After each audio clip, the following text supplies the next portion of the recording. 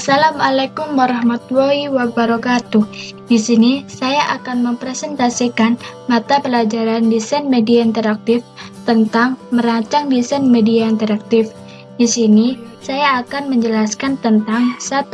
Pengertian multimedia interaktif, 2. Fungsi multimedia interaktif, 3. Tahap-tahap perancangan sistem multimedia interaktif, 4. Hal-hal yang dapat mengembangkan multimedia interaktif, 5. Latihan soal multimedia interaktif, dan yang keenam adalah profil saya. Di sini kita akan membahas pengertian multimedia interaktif. Pengertian desain media interaktif. Multimedia interaktif dapat diartikan sebagai pemanfaatan untuk membuat dan menggabungkan teks, grafik, audio, gambar gerak, video dan animasi dengan menggabungkan link dan tools yang memungkinkan pemakaian melakukan navigasi dan berinteraksi dengan aplikasi tersebut. Yang kedua, fungsi multimedia interaktif. Fungsi multimedia interaktif adalah sebagai media penyimpanan informasi. Multimedia mempunyai beberapa bentuk atau jenis sebagai media penyimpanan, diantaranya adalah multimedia berbasis web interaktif, multimedia berbasis MOV, dan multimedia berbasis CD interaktif.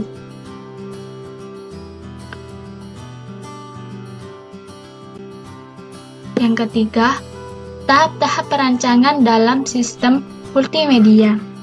Merancang konsep. Perancangan konsep diperlukan sebagai dasar pemikiran dan kreativitas yang sesuai dengan tujuan dibuatnya aplikasi multimedia interaktif tersebut. Merancang isi. Aplikasi yang dibuat akan diisi dengan beberapa elemen, antara lain gambar, suara, teks, animasi, dan video. Merancang struktur aplikasi diperlukan sebagai penjelasan alur program dan komponen yang dirancang aplikasi dan harus sesuai, seperti halnya dalam membuat diagram alur flowchart dan storyboard.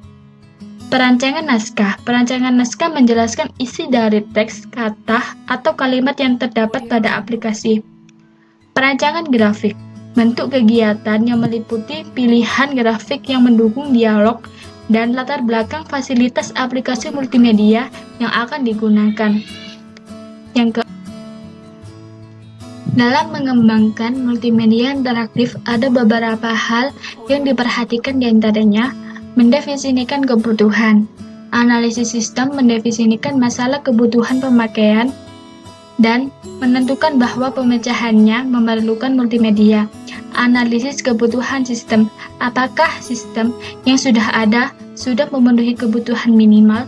Studi kelayakan. Suatu studi yang digunakan untuk menentukan kemungkinan apakah pengembangan proyek sistem multimedia layak diteruskan atau tidak. Selanjutnya,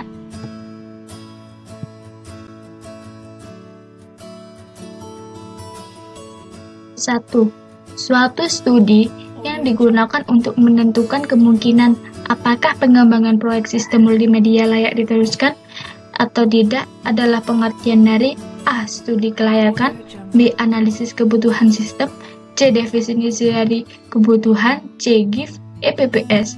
Dan jawabannya adalah A.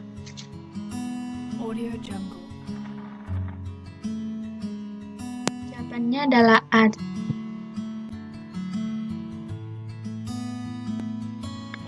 Dan ini adalah profil saya.